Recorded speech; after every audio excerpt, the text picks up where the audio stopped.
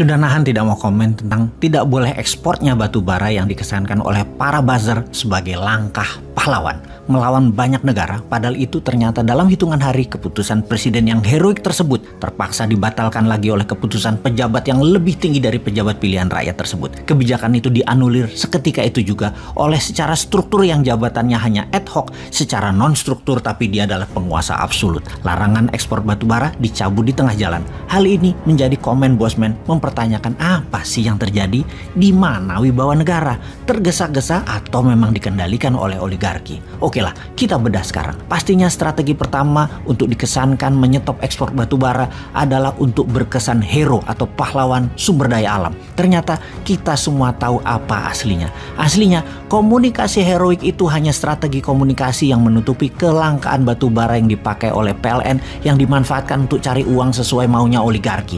Naiknya harga DMO batu bara sesuai harga pasar ini sungguh menyakitkan hati masyarakat. 2 kali loh harga pasar itu.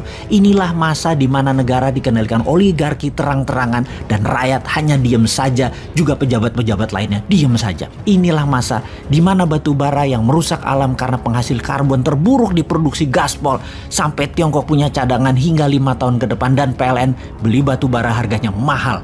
Harga pasar. Efek dari gaspolnya batu bara tadi di mana oleh Newmine kalau berkuasa akan ditutup, ada 2 hal yang akan terjadi. Yang pasti terjadi adalah naiknya hutang APBN atau naiknya tarif dasar harga listrik. Kalau tarif dasar harga listrik tidak dinaikkan, maka subsidi beli batu bara PLN pasti pakai APBN. Kalau APBN nggak kuat, harga listrik negeri Wakanda akan menjadi negara bertarif listrik termahal di dunia dibanding dengan income per kapita penduduknya. Sungguh, menurut Bosman yang otaknya sederhana itu, menaikkan harga DMO batu bara sesuai harga pasar adalah keputusan terblunder menambah daftar amburadulnya manajemen bernegara. Lalu membuka lagi ekspor batu bara adalah juga tidak pas, harusnya main cantik terutama ke Tiongkok. Ups, maaf lupa. Tiongkok harga mati ya. Lupa gua. Lanjut.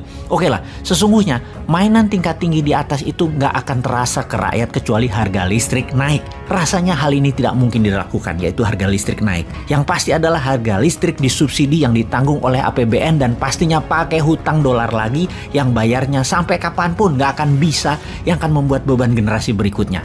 Ngerti banget dah strategi keuangan dan bagi-bagi kue khas kali ini bernegaranya. Monggo dilanjut. Ini sesungguhnya adalah masalah rebutan sekitar 1.800-an triliun rupiah uang APBN. Dibagi buat oligarki, buat parpol dan politikus. Sahabat, negeri Wakanda ini dikelolanya begini terus sampai kapan ya rakyat itu bisa sadar ya?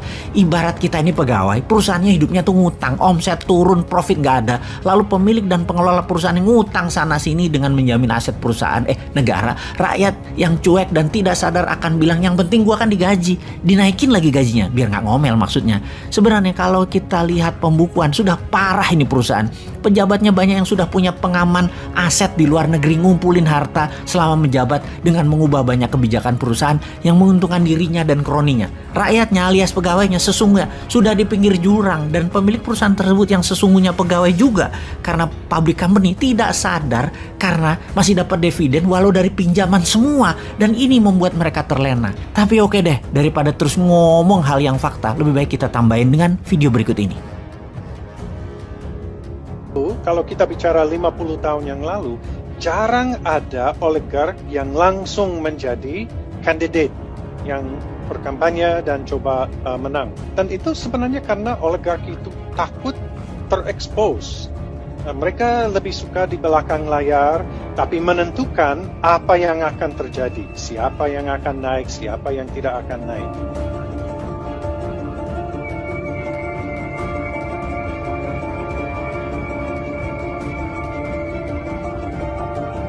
Kita lihat zaman ini sekarang, jauh lebih banyak oligark berani langsung menjadi calon. Nah, apakah ini baik atau tidak? Di satu sisi, mungkin ini baik karena lebih transparan. Kalau dunia ini dikuasai oleh oligark, lebih baik kita lihat mukanya langsung.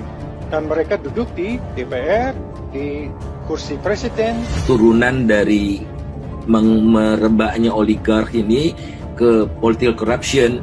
Jadi mereka masuk bukan korupsi nyuap pejabat untuk apa, tapi menentukan isi undang-undang. Dan di tengah pandemi ini mereka telah berhasil untuk mengegolkan undang-undang batubara yang baru. Itu oligark bener itu, karena cuma 6 perusahaan menguasai 70% produksi batubara.